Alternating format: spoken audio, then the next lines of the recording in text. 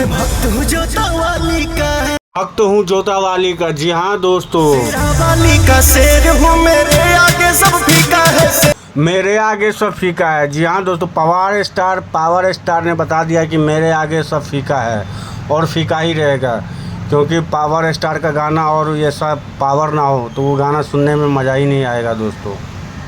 पवन सिंह का ये गाना दोस्तों कहीं ना कहीं टारगेट किया हुआ गाना है, क्योंकि भक्ति में इस तरह के गाना बहुत ही कम सुनने को मिलता है, और मिलता भी है तो पवन सिंह के ही चैनल से आप लोगों को ज़रूर सुनने को मिलता होगा। मैं भक्त हूँ जोता वाली का।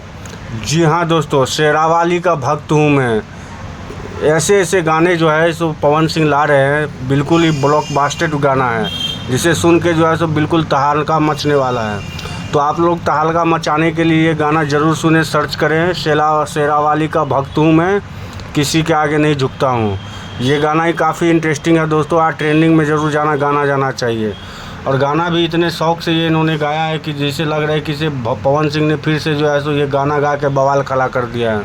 मैं किसी के आगे झुकता नहीं हूँ। जी हाँ दोस्तों, पावर स्टार पवन सिंह ने ये गाना गा के साबित कर दिया कि मैं किसी के आगे नहीं झुकता हूँ, और झुकेगा भी क्यों भाई, पवन सिंह है, पावर स्टार है। वीडियो को लाइक करें, वीडियो शेयर ज़रूर कर देना अपने दोस्तों के साथ।